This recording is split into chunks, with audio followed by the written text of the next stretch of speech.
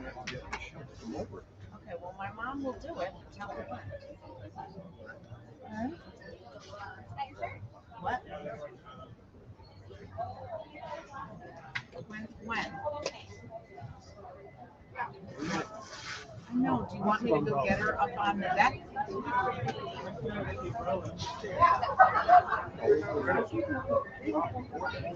it takes my mom about 5 minutes to walk over there. I'm gonna have my mom here, and then when you're ready to tell her to go get her. Okay. So much. Thank you. Thank you. Have a good day.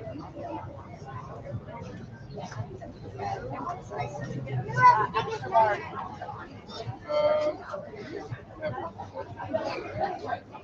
Lowest number?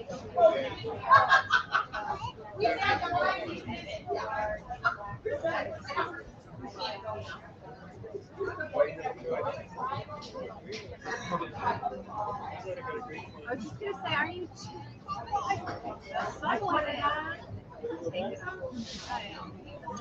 Was that yours? No, I have one chairs.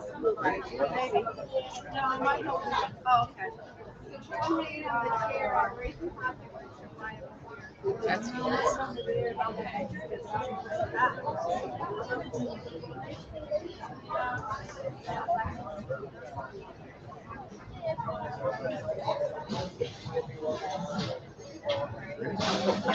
This is Beach Talk Radio.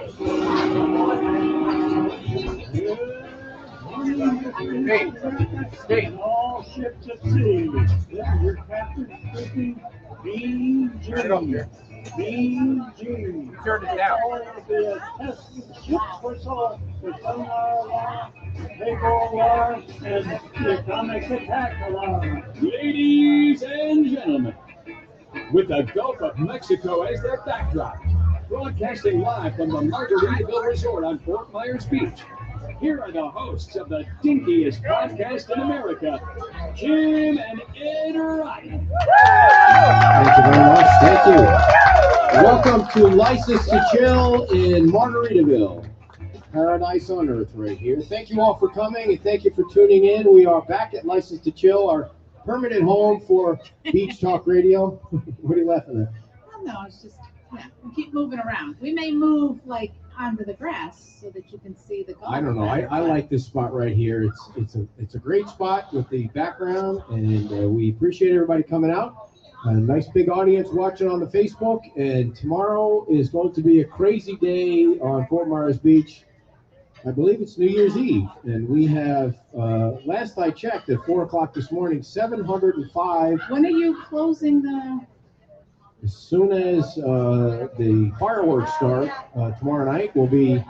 No, when are you going to close the registration? That's what I need. Tomorrow night, you cannot register at Diamond Head when you come tomorrow. What am I saying tomorrow night? No, Yeah, I that'd be know, way that's too why late. I'm Well, if you saying want to it. register after the race, that's fine too. We'll take your donation.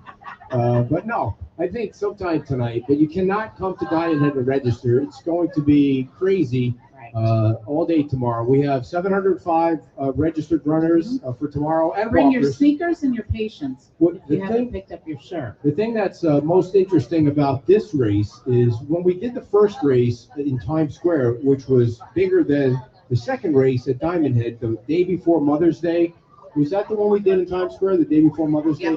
We had about 400 registered runners and 100 were virtual, which meant, obviously that means they ran in whatever hometown they were. They wanted to donate the money. Now, tomorrow's 705, we have 30 virtual runners, which means most Are you of going the to do people, Are you going to I'm do not going to math try now? and do the math, but all of the people are coming to the beach tomorrow. That's like 1,000 people when you include the families and the friends and everybody. So, well, I wasn't. It's going to be a lot of porta potties. Yeah. And by the way, thank you, Lee County. 2 out of the 5 porta potties in Lynn Hall Park are broken, and I sent pictures to the 2 Lee County representatives. We kind of need bathrooms on New Year's Eve. Thankfully, we're running that on that part of the beach, not this part of the beach. But anyway, so if you're in the race, if you're walking or running, parking is always an issue on Fort Myers Beach. Parking will be an issue tomorrow. Come early and park. We have 4 golf carts running from Times Square to Diamond Head, and you can get on the golf cart, or you can walk from here to Diamond Head. Is only about a half a mile, and there's no downside to getting up early, parking, or you can park and walking on the beach with your friends and family all the way to Diamond Head. It's going to be a perfect running day tomorrow. It's cool. It's like this is like personal record. No, I think Kinda that, I running. think that, well, the beach is gonna slow people down just in general, but this is gonna be a PR for a beach Yeah. run for sure. Yeah, I mean, yeah, it's not Yeah. like running on concrete, No. but it is running on hard sand. So we'll keep you updated. Do you know what the tide is gonna be like? Like, have you figured I that don't out? even know how to check the tide. I mean, where do you go to find what the tide is going to be? Is there Go online. where's the Siri? You ask Siri what the tide is going to be or something. Thank you for wearing the shirts. We appreciate you guys coming. They got the long sleeves going over there. Very nice. That's right. That's right. What'd you say? They wore them all the way in Antarctica. Wow. Yeah. Yeah. Speaking of Antarctica, we want to give a shout out to Pete and Louise in Thunder Bay, Ontario. I don't know how that's connected. Antarctica. For people that are geographically connected, that's in Canada. I just want you to know that the Thunder Bay, Ontario, is in Canada, and they're big fans of the show. So thank you very much for tuning in. And it's kind of like Ontario weather right now. It's hot and cool and hot and cool. It was 50 degrees this morning, which is like snow weather down here. No, I think it's perfect weather, and it's perfect weather for a race. Now, if the sun would come out, that would be great. Yeah. But Yeah. can't By the have way, everything. for those of you that didn't know, 100% of the proceeds tomorrow go to the Fort Myers Beach Women's Club.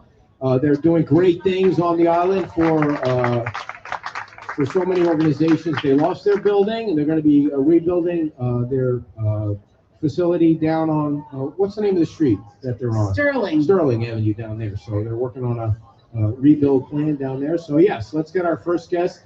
Our first guest, who we're I've going sent to out have to- our runner.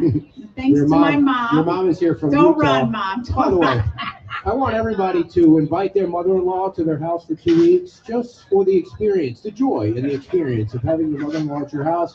It's something that you should never go through life without having, is your mother-in-law at your house for 2 weeks every year, because it brings you so much closer together. Well, There's nothing but joy and love around Kind the of holidays twice a when year. your It's gonna be mother-in-law. twice See a that? year Yeah. from here on out. Wait, what? Twice a year from here on out. When you work from home, it makes the experience so much more fun when your mother-in-law is around all the time. So, All right, come on ladies up. and gentlemen, Michelle is, I'm yeah. gonna take care of you. yes, well, Okay. everything's going to be fine. Michelle is very nervous about coming on the show. I don't know why. We make everything so relaxing for people when they come on the show.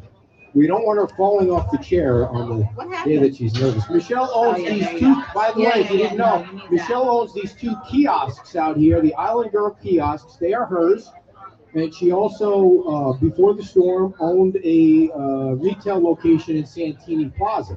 So we wanted to bring Michelle on so she could tell us about her business, and she could tell us how she's recovering here with Margaritaville. Okay, all right. Well, So first of all, thank you. Well, thank you, Kim, for inviting me on your show today. Yeah, Yeah, nice and you're close, back. nice and close, and Okay. everybody hear you loud and clear. Almost like right up there. Right There here. you go. Okay, There you go. all right, let me know. Yes, I started Island Girl in 2003 in Santini Plaza. Gosh, I'm getting nervous. Where did you come from? Okay, originally I'm from Akron, Ohio. All right, is anybody from Ohio in the house?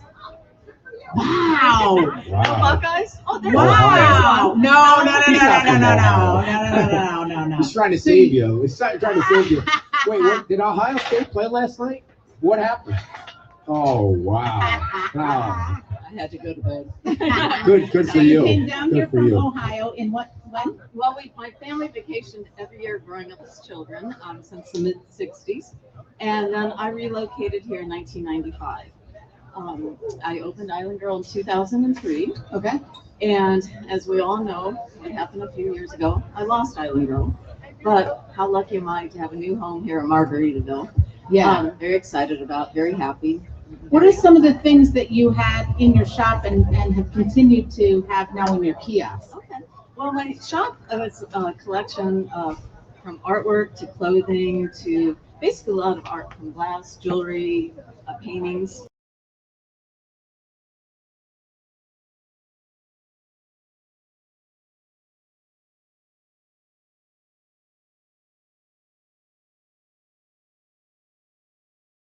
if I may say, her artwork is wrapped around my kiosk. That makes them look, I think, beautiful. I love them. Now, is she back open in Matt Lachey? Because She- we were out there not too long ago because my mom loves her. And so we didn't see her shop out there. She is operating out of there, but Is she? No. she is opening a giant store down in downtown Fort Myers. Okay. Like 3,000 square feet. It should be beautiful. I think it's coming sometime the first of the year. So, and she is doing pop-up shows up in Cape Coral. So, and she's out there painting everywhere. Now, besides Leoma, you have other stuff too. You Sure. have sort of like the sun protection shirts. Correct. The one booth has a lot of my Island Girl logo Mhm. clothing on it. Leoma does have some sunscreen shirts. I carry a great line of skirts by Donna Joe. They're skirts that we wear boating, beaching. They're just a fun skirt. Yeah, you needed your leggings on today. I'm a little chilly. A little today. bit- a Yes, little I'm extra. prepared. Yes. And then I have jewelry and some. It's minimal here, but I have small space, but it's going well. Very pleased. And you've got like the tiki hut I thing know, going on I there. know, aren't those cute? Now, Ed was talking about my mom staying with us, and you and I kind of talked before the show. Your mom lives with you. Correct. And Yes. how old is she? Mom turned 94 the week before Christmas. Wow, that's cool. Yeah, it is cool. 94. Well, happy birthday to her. I know. And she's at home with my puppy. Good combination. Yeah, what were you thinking? When did you get the puppy? Sometimes poor choices. I don't know, but she's adorable, cute. She's almost a year old now. So, but they keep each other company while I'm working. So, What kind of dog is it? a Chihuahua. Nice, nice. Dear, you going to participate at all? Yeah, I'm making sure everything technically is fixed and working loud and clear. So, by the way, your hair looks lovely. Where do you get your hair done? Oh, well, I'm now going down to Sheer Harbor on McGregor. Oh, but I love it there. Yes. Yes. You go as well? I do. Yes. Okay. Yes. All right. I get my legs shaved there. Do you? Yes. Okay. Yeah. All righty. Which is a bad thing for them. But I just, Susie at One Flight Up has cut Oh, her ears. yes. and How's she's she doing? She's doing Oh, great. she working there? She's working there Is now. she coming yes. back to? I don't think she's planning Okay. on reopening Gotcha. here. Yes. I think she's happy Yeah. down there now. So, How long did you have your place in Santini? well, I started in 2003. If everyone knows the old Fish House restaurant behind the plaza, that was my first home. I've had multiple homes there. Mhm. My last home was down a little corridor, but yes, 2003. So this is a very low traffic location. As you can see, there aren't a lot of people walking by. I mean, Oh no, not this- at all. Yes. I mean, you had a line of people out there before when we were trying to pull you away. It's been wonderful. It's Yeah. been very busy. What are some here. of your biggest sellers, do you think? Well, actually, I brought my biggest sellers here with me. Okay. Since I have my kiosk are 2 by 6 feet, so there's not a lot of showroom there. But It's perfect though. It fits right in with the motif of Mhm. Margaritaville. Like, did you do the artwork yourself on the kiosks? well, I designed what I wanted them to look like. Yeah. But the artwork is that of Leoma Lovegroves. Okay. Did you already ask that? Yeah, And I no, wasn't no, paying no. You're attention. just You're not giving me the keeping up. evil eye. Like, Well, you're not keeping up. If you look, you Yeah. can tell Yeah. who the artist is because it's a very particular look. So, are those flamingos on the Yes, but- kiosk to the but right? that high quality, rich, Yeah. vibrant, Sure. that is a trademark, a hallmark of Leoma Love Grove. Yep. I kept saying Love Grave. I have to say, I apologize. So Yeah. I want to make sure I get it. Love Grove. Did you build those kiosks yourself, like hammer and nail, the whole thing? Or Yes, I did. nice, very nice. You're No, very I handy. didn't. You can No, swing a I- hammer. No, I That's for didn't. damn sure. You can swing a hammer. No. But I was told there's about 2,000 screws. You got in that each one, didn't you? You got that from last week, right? She was mortified the whole week, by the way, about that. Total inside thing. And then the young guy had to bring it up again when you He were on called, like Cole was in charge of the fireworks. Side. Yeah, he's running the fireworks tomorrow. It's his little sidebar. And he said something on the phone.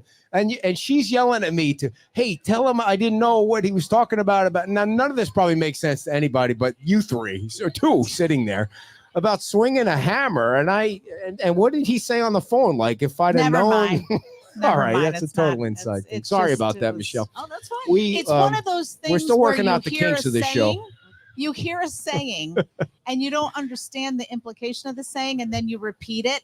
and everybody laughs at you, and you go, "Uh-oh." And when I my think daughter I said something inappropriate. when and I our didn't daughter got appraise- on the Facebook and she commented, then you know there was a problem. She never gets on our page and comments. She's like, "Oh, I know exactly what she was saying about swinging a hammer." So, do you know what it means? Never mind. Yes, please leave all of the children out of it. So you also have shirts, jewelry, skirts. Yeah. Who can't use a good skirt? Michelle, well, look you at can't use look a good at look at the skirt. camera. Look at what people that are watching are seeing. They can see. So sorry about this if you're not watching. They can see the tower, that awesome tower that Chris Primo. Did I say his last name right? Did I say it right, Scott? Primo. He painted that tower back there. That elevator tower was totally wrecked in the storm. It had rebar sticking out of it, and it was totally fugly. And who were the two artists? Lacey and Summer. Lacey Peterson. I mean, you can see that in the background. I think Lacey McClary. this is totally the right spot there. Totally the right spot. What did I say? Did she say it wrong? Peterson. Lacey Peterson? No, oh my gosh, isn't she the McClary. one that killed her daughter? This is Lacey like the Peterson? one- Holy crap. No, she You was. said Lacey Peterson. Why'd you say? You did. I I said said it? McClary. Shoot, I'm sorry. Remember Lacey Peterson? What a crazy story that was. Wasn't she from Florida? Okay. Like somewhere in Florida? So did California? It's close. Did you live on the beach Oh, during yes. the? And so how did you fare during the storm? Oh, I did leave that evening. Oh, you about did? 7:30 that night. Good A for good you. friend of mine that's working the kiosk right now. Her kids came Kelly. Kelly, yes, you met Kelly. They came over that evening, and it's like, okay, time to go. So we took our toothbrush and pajamas and planned on. Did you being have back your tomorrow. Chihuahua at the time? I did not. Oh, no. okay. No. So no. when you took your toothbrush and your pajamas and, And nothing your mom. else, yeah. Oh yes, and I Mom. mean, Yeah. your mom for sure. Because and if then how that did your ever- house fare? Well, I'm in a condo. It was fine. Yeah. Okay. The building wasn't, of course, but the condo was Which fine. condo? I'm at Palm Harbor, down behind the plaza. Are you back in there now? I am. We've been back Nice, very since nice. January. It's a Wow. little rough, but now everything's good. Look at David Cesario over there checking things out. He's like making sure is having this show worth it having here. He's look at him. He looked like he's like from in the mafia or something. Just standing there with his glasses on. Look at, am I wasting my time with this jabroni down here with this radio show? Look at his arms are crossing the whole thing. He's trying to figure out so somebody doesn't kill themselves on these low umbrellas that were for little people. People are. Thank gonna you for the appreciate umbrellas, though. I mean, if you knew the hassle they went through to get the umbrellas just for this dinky little show, I couldn't believe the story. But did I interrupt something? I'm sorry. About your Chihuahua? Oh no. How long have you had the Chihuahua? Last summer. Why'd you go with a Chihuahua? She's replacing my old Chihuahua Yeah. that I lost. You know- no, people stick with what Yeah. like we have a bulldog. I don't know if we'll get another bulldog. We've had a couple Malteses. We're getting We've another had bulldog. a couple labs. We're getting a bulldog and Sounds a like chocolate we've gone lab. through That's a next. lot Yeah. of dogs, Yeah. actually. Let me ask you a question. Sure. If you had a dog and your dog had like cancer in the leg, Mhm. what would you decide to do? Would you decide to try and help the dog, like keep the dog Can alive, somebody help me, or please? is it time to you think maybe? I mean, I don't know. Maybe we need okay, a fire drill or if the- if something. the we dog- need to like if the yeah. dog needs to like have an amputation, do you take the leg off and keep the dog, or do you move on and Can I say take your leg off? you can? Well, What would you do? What would you do? Well, my previous Chihuahua was 16 years old, named Gator. I Gator. would have done Wow. anything for her. Okay. She had her regular vet. She had a neurologist. Right. She had a cardiologist. And when I Wow. said she got a psychologist, just put me down. You know. So Wait, your I dog don't had a even psych- have all of no, I that. said when I had to get her a psychologist.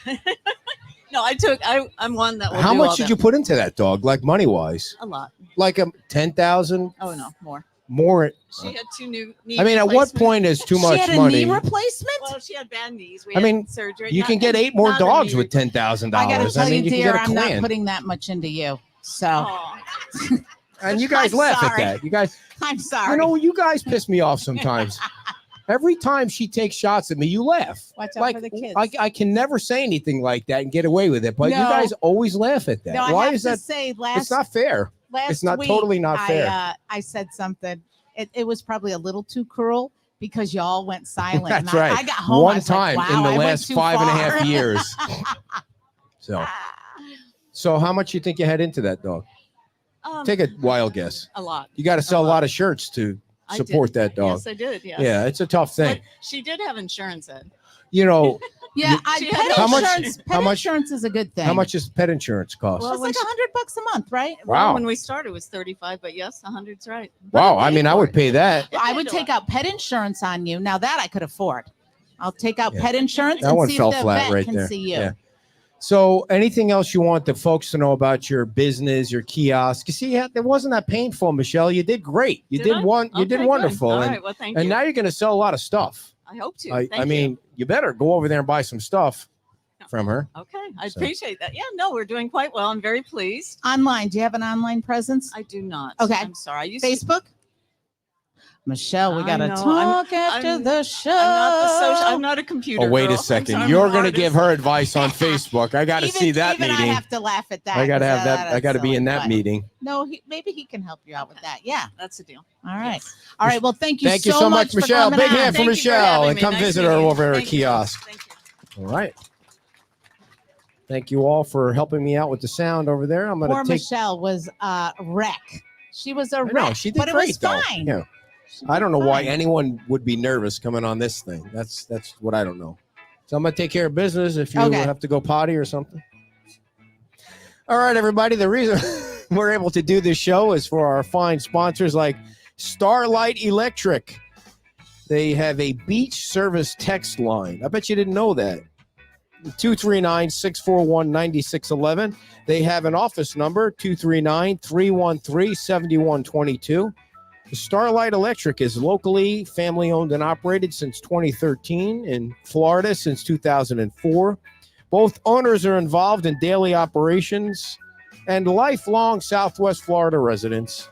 And one is a new Fort Myers Beach resident. Give Starlight Electric a call right now because they're sitting out in their car waiting for you to call them at 239-641-9611. A brand new sponsor, Overall Outdoor Services. Marie, they have over 300 5-star reviews. Chris Daig is the owner, and I'll give you his number in a minute because you know where he is right now. They have landscape lighting and hardscape decks, pergolas, patios, walkways, anything to fix up your damaged home.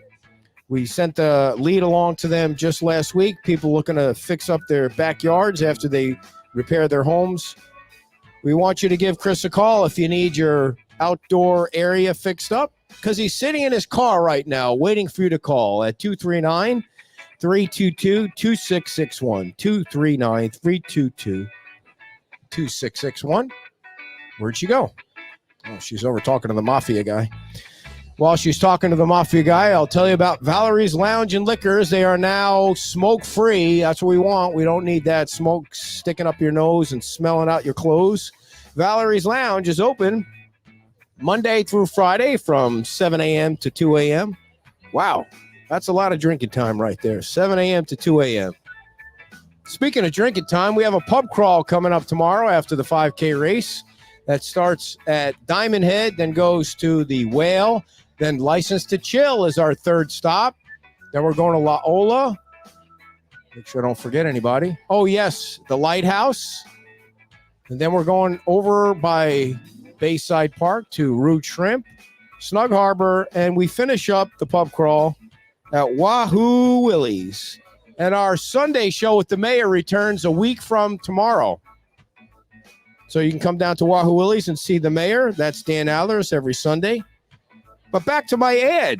It's Valerie's Lounge and Liquors. I bet you thought I lost my place, Dave. I came right back to it. Stop by Valerie's because they're a great sponsor of the show. We appreciate them very much. All right, dear. Scott, have you seen our co-guest here, Albert? Albert, come on. Oh, there he is.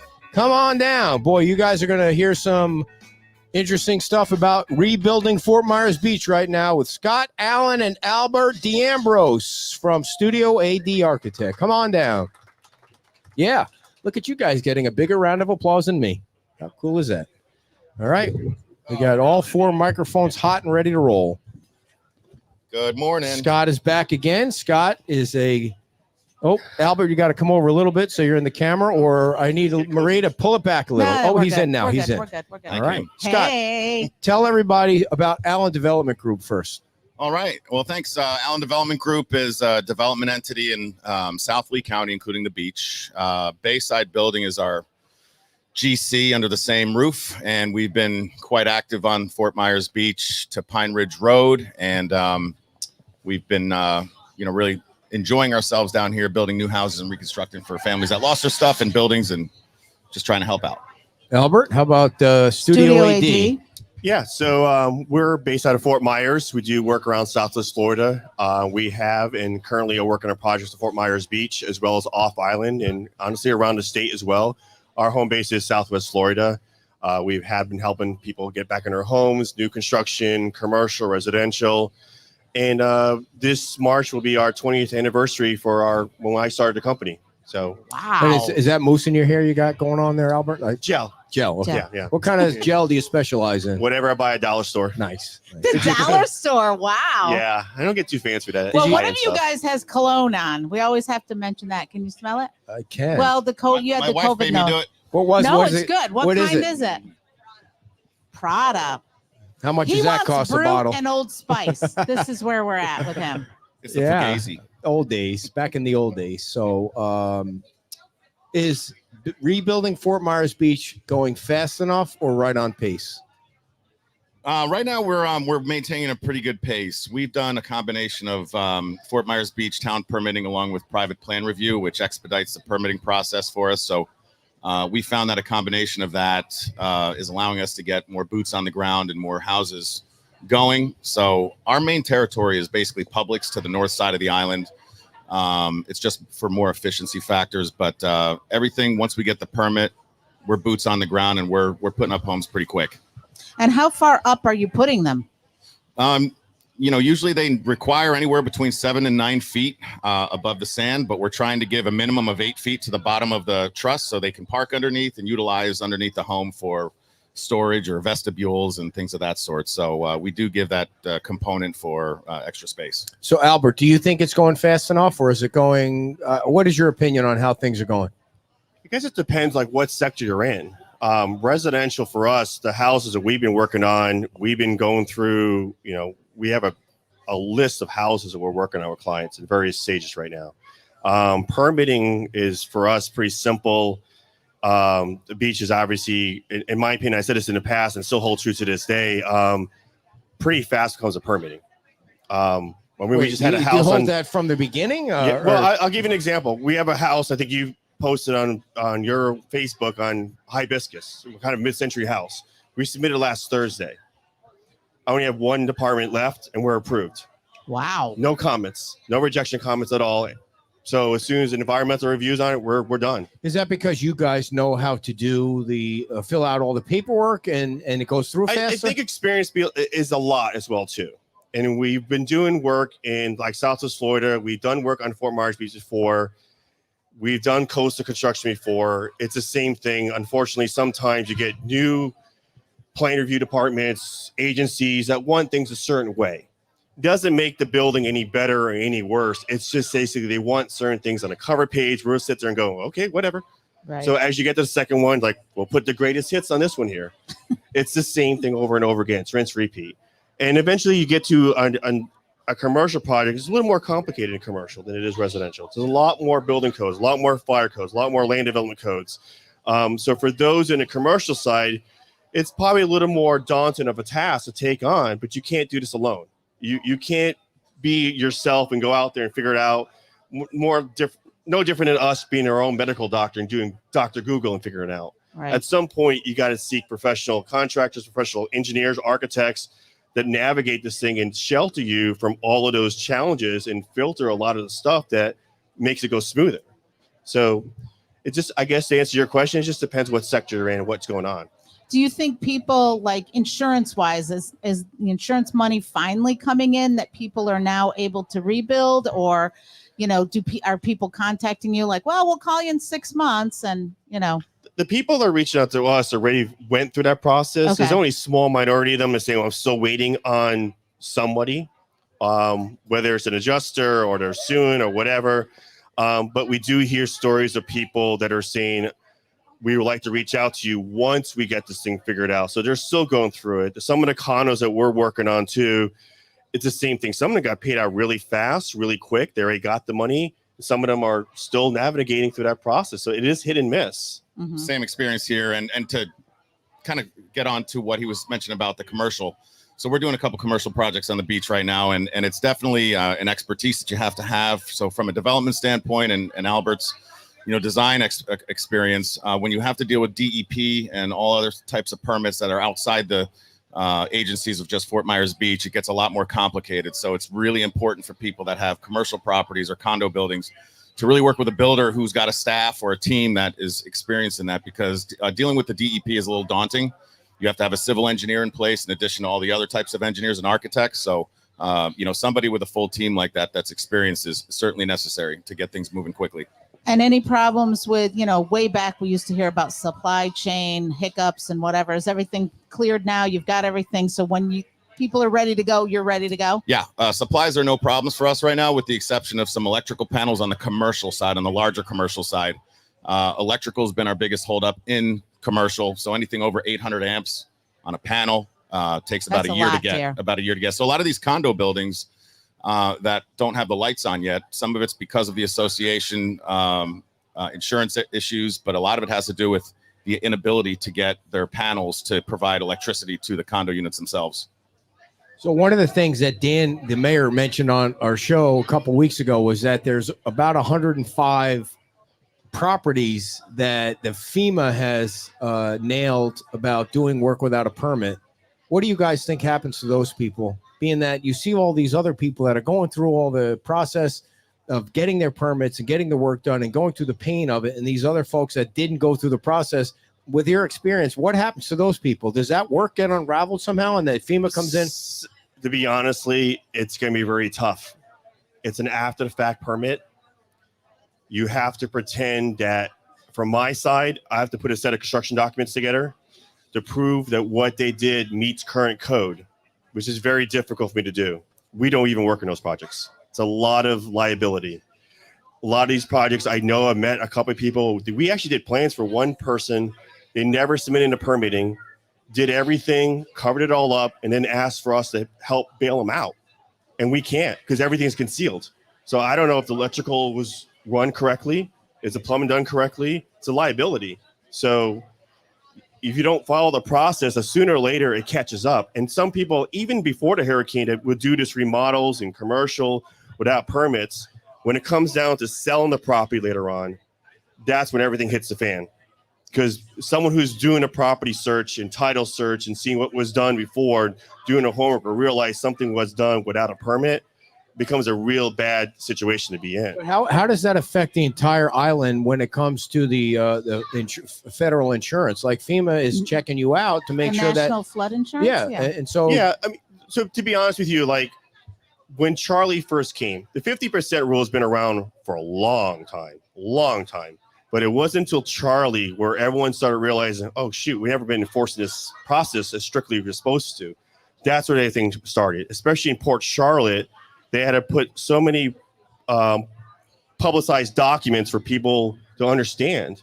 And people were buying property for $150,000 saying, well, I just could put drywall on the roof on it, I can flip it and sell. I was like, great, you just bought a $150,000 piece of property. It's only worth 20.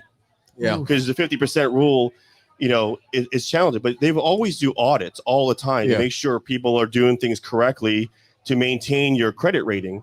Yeah, and you might think somebody's a hobo walking up and down your street, but it's actually a FEMA guy that's checking out what work you're doing on your property. And so will FEMA make you go back and take the work out? In my experience, basically means that if someone's doing something without a permit, there's a code violation. Code violation is written up, and then you didn't have to go through a permitting process. We've done these things in the past. It's not a FEMA. FEMA's not going to write No, them FEMA's up. not going to come to you though. and tell you permit, because they're going to tell the building department. The building department then issues a code violation. The code violation, then you figure out, what do I do? How do I get through this process? And if it's simple, it's simple to fix.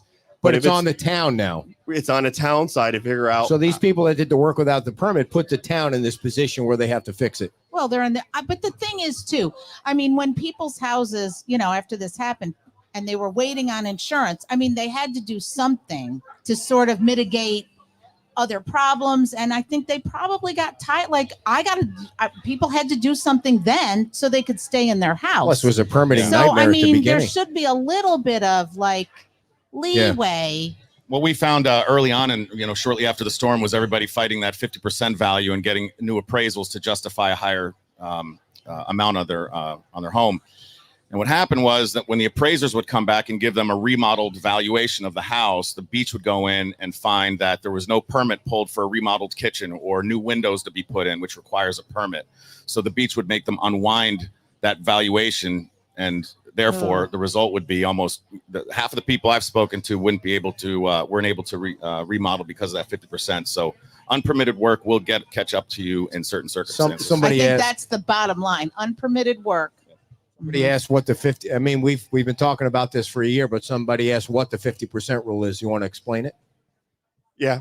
Basically, 50% rule means you take the value of the structure, just the structure, not the land, and you only can remodel up to 50% of that number. So if your building's worth 100, you only can remodel up to $50,000.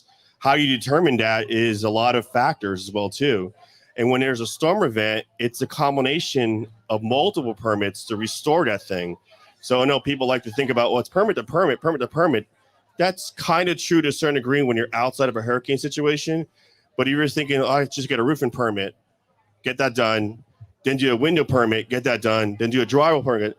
Sooner or later, when you get to that third permit, is when they're going to say, hey, wait a minute. You went over. So what we tell clients is you have to master plan this thing from the very beginning.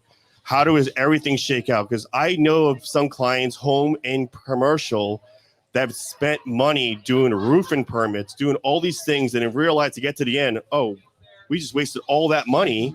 Mm-hmm. So again, you got to seek professional help from contractors, local contractors, I would actually say too. Mm-hmm. I mean, I know there's a lot of out-of-state people, and there are good people out there, but there's some people that just don't know this area, don't know this code. You don't want them experimenting on your project just because they happen to be the lowest number that you can grab. Well, the other thing too is there's no rule book. People got hit with this storm. Who would have thunk?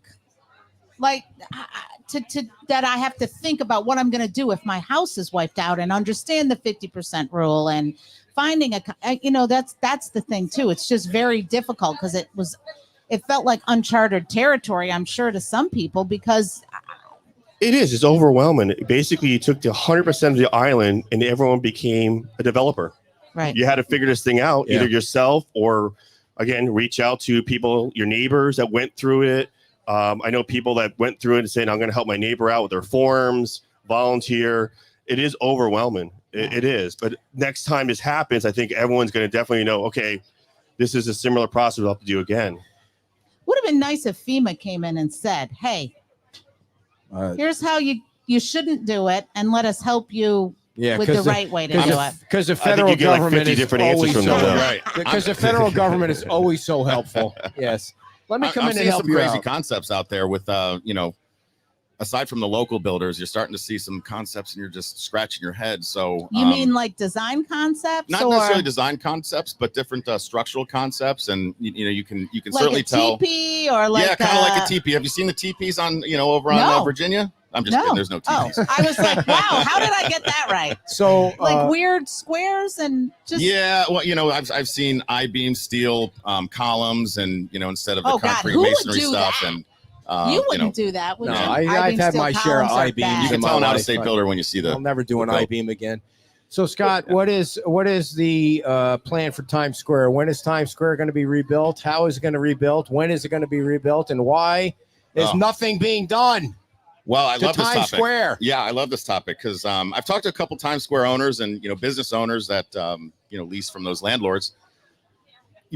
To me, there's two things. One is if they decide that, everybody wants to see Times Square go vertical and have the best businesses and all that stuff. But just in layman's terms, to build something on Times Square, you're probably looking at a very minimum of $1,250 a square foot. If you can put a structure on, let's take Chris Primo's property at about a half an acre. You're going to get about a 2,000 square foot footprint. Let's say you can go up 2 stories over flood and you get 4,000 square feet. And Laola is one of the tenants in that 2,000 square feet. You got to carve out a kitchen. How much seating can you get in the leftover space after you carve out a kitchen? Right. And then on top of that, you're going to have to charge La Ola about $90 a square foot to lease just to make somewhat sense of the investment into that building. And you don't see $90 a square foot on Fifth Avenue in Naples on the water. So I don't think you're going to see that, down here at Times Square either. So what do you think is going to happen down there? I've been saying this on social media. And if you've been to Tampa and you've been to Sparkman Wharf, where South Tampa is on Channel Side, go to Sparkman Wharf and then go to Backyard Social in Estero that just opened, and do a hybrid of the two and put it on steroids. And that's your concept of Times Square. You have a beautiful bar just like this that you see at License to Chill. You can have a bar at ground level. Yeah, but who owns that? Who owns that? Who owns what? Who owns that? The way it is set up now, you have 7, 8 different owners. They don't get along with each other. They don't talk to each other. They're asking astronomical prices for the property that they're never going to get. That's the problem. Yeah, that's the problem. Well, how do you fix that? You don't. It's free market enterprise. So you're going to have maybe La Ola stay at Primo's property. I think La Ola's got a great concept over there. Yes, I think it needs to be expanded. I think the properties across the street on the Gulf side. But how can you do that at ground level? Because your walk-in coolers, your kitchens that have to be above flood don't have to be if they're mobile. Okay. So if you go to Sparkman Wharf, the kitchens, everything's got to be a trailer, mobile, and you can make it look like a trailer, and you can see the wheels, and you can hide the wheels and make it look like it's an everyday We've project. been to Backyard Social once. Yeah. I mean, it's interesting. Yep. I was busy. It was busy. It was busy because it was new, I think. Yeah. But I mean, sooner or later, it's going to come down to the first person that does it.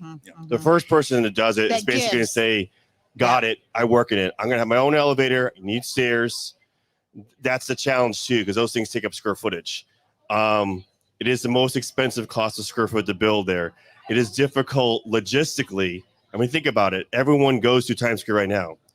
For Scott to build something, a pile driver, staging, material, security, all those elevate the cost of construction. It's more challenging to do in a downtown environment. So that which raises the cost. So I look at it as more of an entrepreneur side. If you're going to invest that much money, and you can, I think other people are going to look at that money and go, I can invest that off island and do some other investment and make a lot money return faster, because it comes down to economics, really. Right. You can't throw your whole life savings on there saying it may work, because the numbers he just said are all very true. Right. The cost of square foot may even be more than that. We don't know until a design is done and you're in DP. So, and we're talking about multiple years before something is actually done. Well, the other thing too is if one person does an elevator, not everybody needs to do an elevator. So it would behoove people to kind of work together to get one at one end and then what do you do with the sense. pier? However, You don't know what's going to happen. Do you want pier. someone else's customers coming to your elevator for liability purposes? Because you got to think about too, liability insurance, commercial insurance. Could the town put the elevators in on the end? That's something that needs to be kind of coordinated, and maybe the beach needs to think about a holistic design to give a direction to what could be built, because you got a lot of moving parts. You got these individual lots. You got the pier, potentially. What could that be? Yeah, you don't want to have this up and this down and this up and this down. Yeah, it all needs to be coordinated, but it's so difficult when you have multiple owners, county, town, the individual property owners, people that care about the property, some that don't. So it's so complicated. When I mentioned $1,250 a square foot, also that's no land basis. That's just cost of vertical and horizontal construction. So now add on $5, $6, $7, $10 million for the land. And you can't make sense out, as a developer, I've developed multiple projects across Lee County. I do development models all the time, and I just run simple, basic fundamental numbers on this, and it just busts right off the bat. There's not even a point for me to continue to proceed to try to poke holes and seeing where it works. It just doesn't work right now. If it were to ever work, how high would we be looking at those buildings being at the tippy top? Is that what's the so 50? You're all in DEP world. Yeah. So 19.3 is the bottom of the beam. So bottom of the beam is not the floor you're standing on. That depends on what you're starting off with. So you can have 3s and 4s and 5s already on the dirt and the sand. So you just do the math. That's a difference of delta. Well, we won't let Ed do the math. We'll let you do it, Albert. It's about 14 feet roughly, but you can get DEP to get a site-specific elevation done, which I believe that's what Margaritaville on the La Da, because when we were over there, we noticed how that's lower than some of the other structures. I realized they got a site-specific DP elevation, which means you're paying for that too. And that allowed them to be a little bit lower because they run an analysis of tidal wave and all these action, Well, what do you 100-year think, storm. though? 50 feet, 100. What do you think it would Well, be? okay, over so if there? you're starting on sand, say it's 4. Say the Times Square street's 4. Okay. And you Above gotta be sea level. Right. That's Okay. 4 right above sea level. And the bottom beam has to be 19. So that's already 15 feet. That beam may be 2 feet. So now you're at 17 feet minimum. Watch this math. So that's where your That's where you're building height starting. starts from. So if the building height for downtown says 30 feet, add that to that. That's how tall those buildings could be. But the bigger So the then building, you're adding 30 to 17. yeah. And So then how you're at much is a 50, cheeseburger almost. going to cost when this is all said and done? You ever He been did to the Trump math. Tower? 79. $60 for a cheeseburger. There you go. That's what it's going to no be. way. There's no way that's going to happen down here. People No. are not I going mean, to pay that. honestly, if the town had the money and you were able to purchase all our property in Gulf, this is me taking out away. I understand property rights and all that stuff too. But if you had to do anything you constantly can do, what if the town just purchased all that and became part of parkland? Because you got to realize it's going to look so different with 50 feet buildings Okay. on the Gulf, and you're walking through a Right. tunnel in Times Square. I would understand anything about what you guys are saying if you had reasonable business owners in Times Square. Have you seen what we have over there? Do you think that Well, I those think he people? was saying like imminent domain. You just come I in know, and I take don't it know out. not about really. that, I but don't think have it's you- eminent domain. I think it's Scott, just you have let's to be purchase the realistic. property There's- correctly. yeah, Say what? eminent domain. That place. Let's Yeah. just do it. That's the Rip only off way the it's going to Band-Aid. happen. Put it, make it a parking lot in the beach. I mean, people want to be on the beach. I mean, seriously, that it's never going. Times Square is never going to be rebuilt. Yeah, it's going to be It's a gonna be a long time. Yeah, it'll be last, if anything. I mean, you see all this great residential. The people are rebuilding their houses now, and there's so Well, much this was work such being a done. happy show, folks. I'm so glad you came down.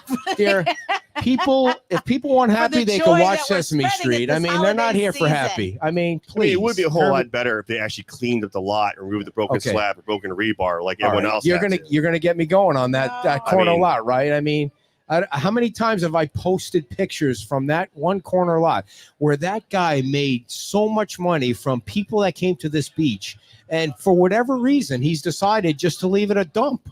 I don't get that, Scott. What's the answer to that? Why is it still a dump? Now there's chain link fence around it. That's so You're gonna pretty. have to- He's got you're gonna have to wait a minute for him to. Yeah. So pretty. He's got a big opportunity to be the hero on the beach. He's got a lot of assets and businesses and ties and everything. And I think that, with a little bit more cooperation, something could be done. But I think that, you have, 4 different owners that just won't do it for whether it's money purposes, ego purposes, who knows? I know some of them, they're great guys. But it's just going to be a while. They're great guys. be a How while. about the one with the tree stump still sticking out of the ground? It takes a year. It takes a year to remove a tree stump. I called a guy once. I paid him 10 grand. The tree was gone the next day. You fight with the HOA after that. Yeah. But still, I mean, why does it take a year to remove that? Jim Adderholt has been begging Why don't they that start guy. finding them? That's a good question. They did start to find him, and then they cut it in half. Foreclose on them. Anyway, so politically, Imminent domain. Eminent domain. And pay your bills. Pay your Take that dues. damn Or see you tree. later. Yeah. So last week, Councilman Bill Veach resigned for, everybody knows he resigned for, because he wanted to fill out Form 6. Who do you guys want to see on the town council that you believe would advance the island building wise? Scott, you first.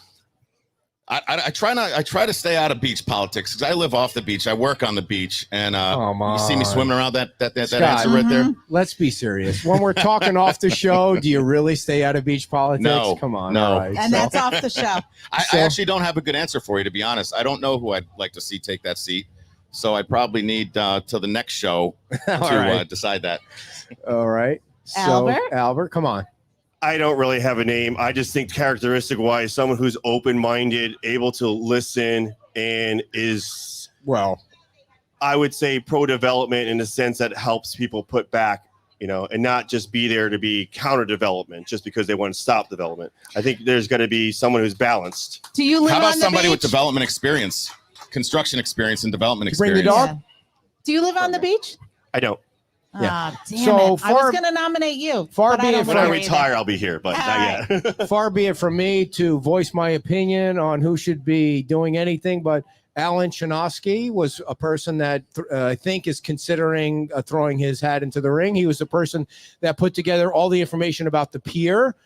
He's thinking about doing it. So is Scott Stafford. Do you guys would you guys think Scott would be good to fill that spot for a year? I mean, I like Scott. I think he's got a lot of beach knowledge. I also like Alan Shinosky. I've seen his presentation on the pier. I thought it was great. Yeah. But I think those are two very viable candidates. Dave right Nussbaum is a candidate high on my list as somebody that should be. Eddie Rude is on your list. Eddie Rude. Can you guys imagine Eddie Rude on the town council? It'd be so great for the show if Eddie Rude was on the town council. Those meetings would be 9 hours long. Just kidding, Eddie. You know we love you. So you want to just leave that one alone right there. So, okay. So the town council and the LPA kind of decided that they did not want to change the comp plan. How did you guys feel about that when they decided that? Wow. That took a minute to answer. Well, I thought the beach should have made that decision a while ago. And the reason why is because, I think what it did had an effect on developers was that the developers that bought right after the storm that were in design for the concept behind the comp plan, all of a sudden there was an open-sided discussion that perhaps we would change the comp plan and go higher. So a lot of the developers just kind of sat on their design and didn't spend the $250,000 just to get preliminary designs until the beach made up their mind. And I thought that decision should have been made a while ago. One way or the other. Yep, one way or the other. Yep, for sure. Did they make the right decision? I think they did. Okay. Yeah, I think if they went a little bit higher, maybe there was an argument for a little bit higher. I don't know what that number is, but the parking issue itself, as it pertains to each property, would have been a big problem. Albert, any thoughts on the comp plan? And I think there could have been improvements to the comp plan. Okay. You got to think about that was written back in the 90s. Yeah. This is 2023. The last Ali Frazier fight. And that was probably, I think the way I look plan. at it was to maintain what was here. Now we're different. We need to evolve the plan a little bit. You think it should I'm be not higher? saying it needs to be 25 stories or anything like that. The comp plan is more a plan, a direction. The LDC is actually where you get the specifics and heights. But I think you still can balance small town with a little more understanding it. You have a whole option to master plan this thing, but you got to make quick decisions because developers sit on the sidelines and wait.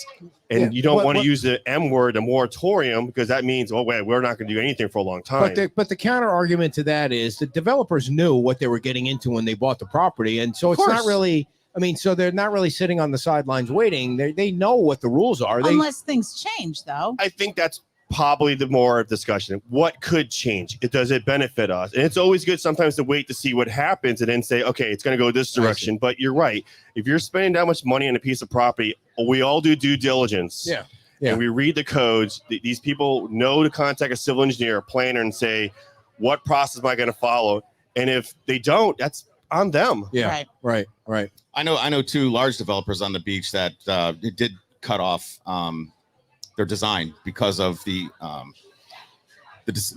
indecision that the beach was making on the comp plan. So they did wait until that decision was made. And like I said, it goes back to, I wish they would have made that decision longer. I totally agree with Albert. I think there could be improvements, but they should have, I think that information should have came out a little bit earlier. Right. So is there anything else that you wanted to touch on? I know you kind of wanted to make sure we had this show with Albert on together. Did we? No, I think we touched on a lot. Albert and I don't even work together, but I respect his opinion on the industry. He's a total expert. I follow him a lot, and I look forward to seeing what he does for the beach, and really happy to have him here. I guess to me, it goes back to what I said earlier. You can't, whether residential, commercial, you got to get a team. It's all about a team. Getting a contractor, getting design professionals with architects, engineers, and planners, because all of us have done this. We know how to navigate. We know people on the LPA. We know city council people. We know how to talk the conversation and navigate the process. And we're doing that for clients. We're saying, like, you don't want to go down this route because this route's going to last you 2 years in uncertainty.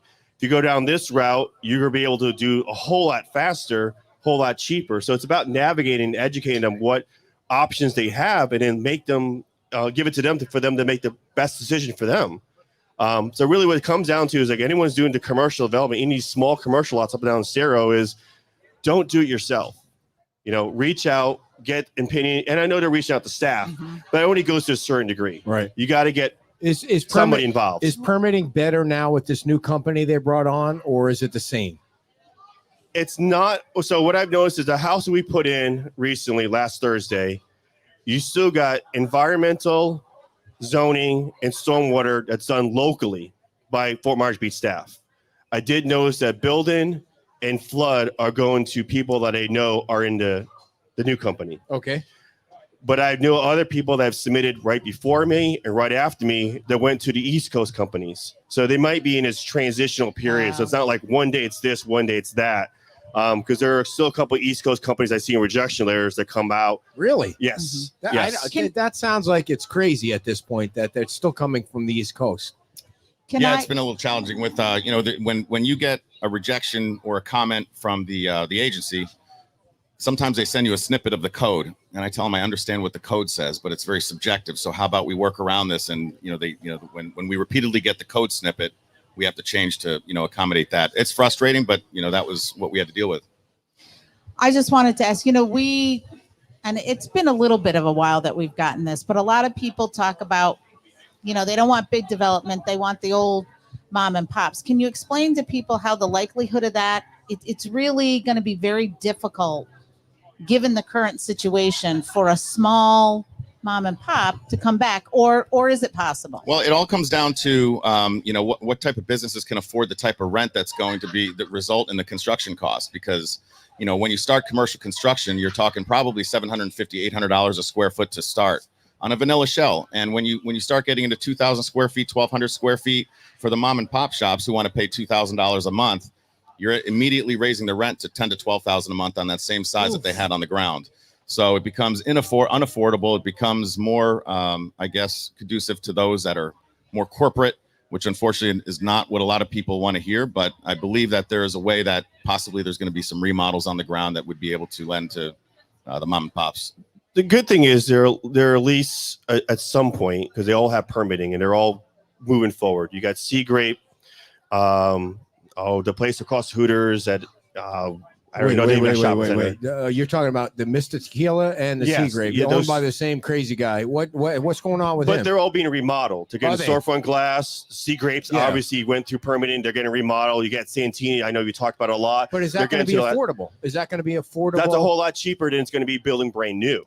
So for small business, I think you see opportunities here, which your first guest here, having creative ways to make it work. So you're still going to have small business, but I don't see you're going to see the typical mom and pops that's going to literally do ground up construction. Hotels, like the little hotels that people came here for 50 years. I think that's going to be really hard. Like they always use at the LPA and the town council. They always use the Sea Gypsy as an example, and Scott's on the LPA, and they're always using the Sea Gypsy as an example. Reality is, it's probably never going to be rebuilt, right, Scott? Right. I don't think that. I don't know about never.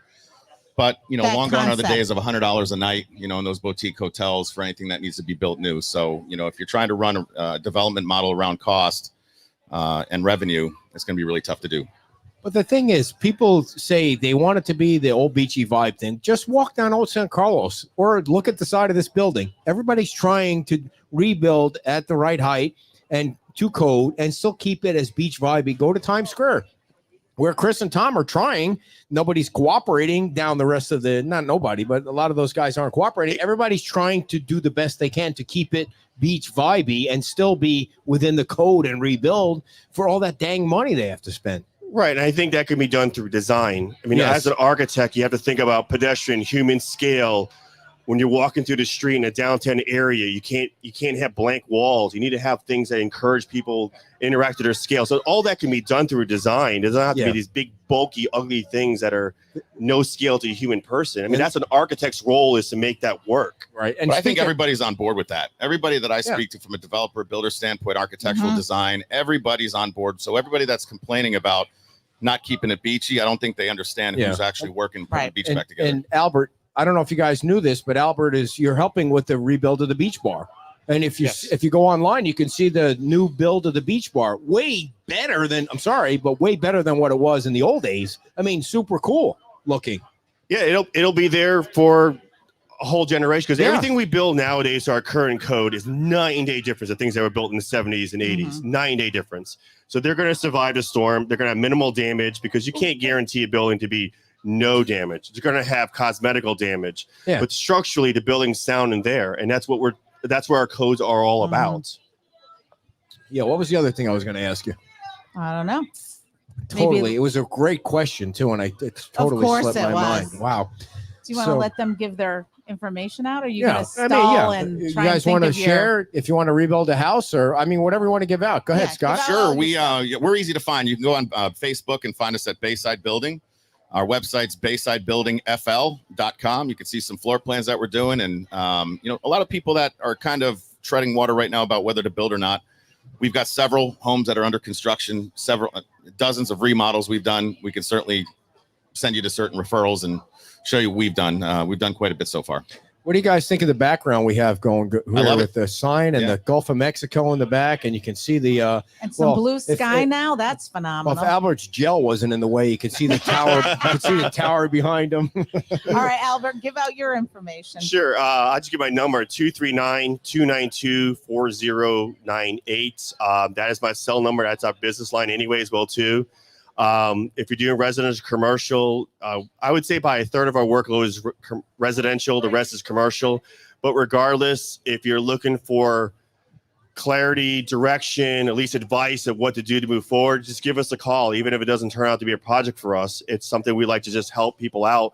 They make sure to get the right information out there and not spin their wheels and Right. move forward. And one of the things that's cool is when we do the mayor show or we do other shows, they're always commenting, generous with their- free. It's like free information. It's Generous.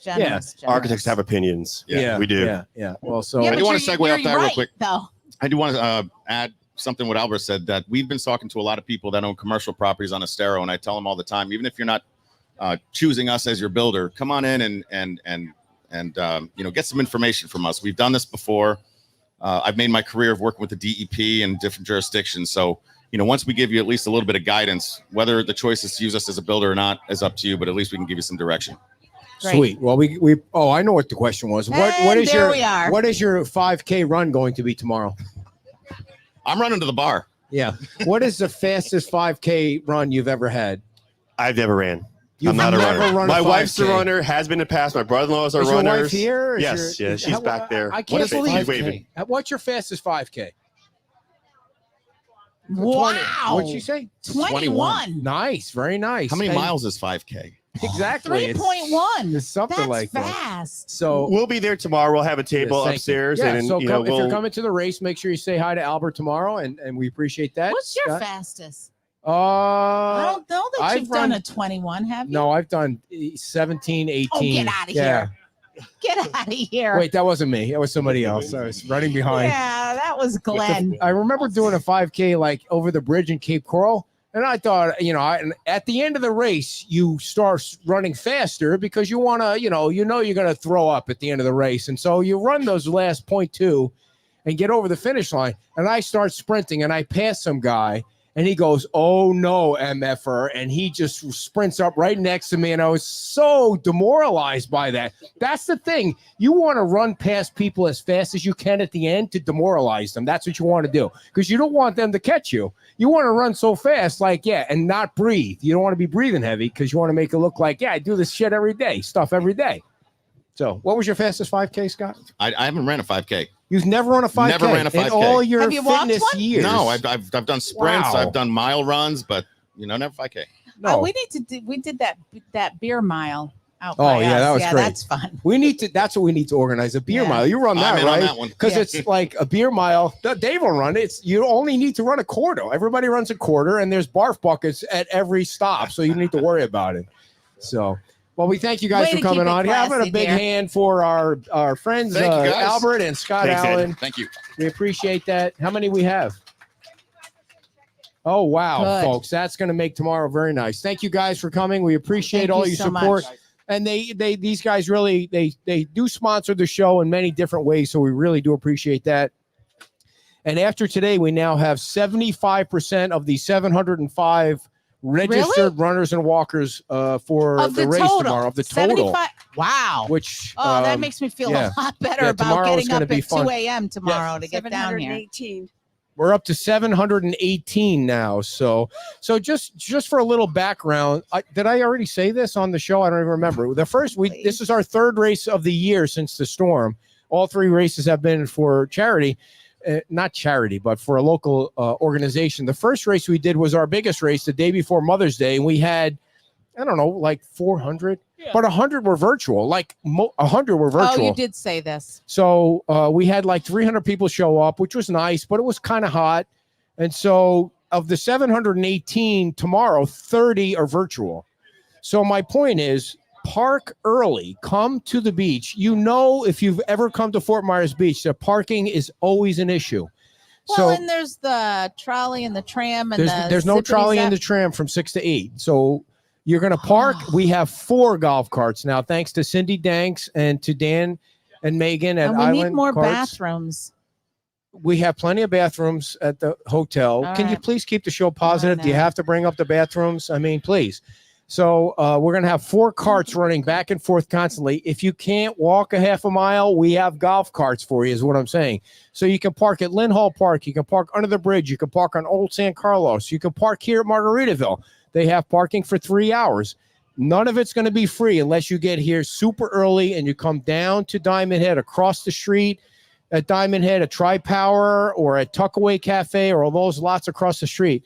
But come I love early. you giving me, I should be Bathroom positive advice. after. Yeah, right. So you probably broke those bathrooms because you are going every 10 minutes. You know, the Lee County has like 4 porta potties, like trailers in Lynn Hall Park now, and 2 of them are broke. And I sent those pictures to Brian Hammond just because he gets crap done around well, here. yeah, no, he does. So He we'll does get see. stuff done. So anyway, so tomorrow you can start coming to Diamond Head at 6:30 to get your bib and your shirt. And please, we are going to run out of shirts. If you're not, Erin's here. Erin, where were you this morning? It's so nice to see you finally. She's here working behind the bar. She's not even paying attention. So if you're not going to run in the orange shirt tomorrow, please let me mail you the shirt next week when we reorder the next batch of shirts. If you're going to run in the shirt, take your shirt. Everybody that registered this week, please be on the honor system because you registered too late to get a shirt. I tried to make that as clear as possible. Everybody will get a shirt. It's just a matter of making sure Time. that we have enough tomorrow to give out to the people that want to run in the shirts. And everything that we raise goes to the Women's Club. Yep. What All were you right. gonna Well, say? I was going to say, and we'll look forward to seeing you tomorrow on the beach. Yes. Thank you all for coming. Thank you Thank you so so much for coming. And before Otherwise, we go, he'll continue to go on and on and oh on. yes, I love hearing myself talk, but I have to make sure I take care of one more sponsor, dear. If you want to mosey on down the road, that's fine with me. Oh, she has to go. You know where, everybody. So thank you all for coming to License to Chill, our new permanent home. Sylvester Companies is a licensed, bonded, and insured builder in Southwest Florida. And we appreciate the Sylvester Companies folks being a sponsor of the show. And you can check them out on Facebook, or you can send them an email at propertyinspection@hotmail.com. Paul Sylvester is a good friend of the show, just like everybody that was here today. And he's actually sitting downstairs in the parking lot, waiting for you to call him on his cell phone at 989-239-5538. Paul Sylvester knows his stuff. If you're building a new home, major remodeling, if you want to understand the 50% rule or any of that, give Sylvester Companies a call. Thank you, Paul. Thank you all for coming. We will see you tomorrow bright and early at the Diamond Head Resort. Bye-bye. Louder, please. I need the moral support. My ego. Thank you.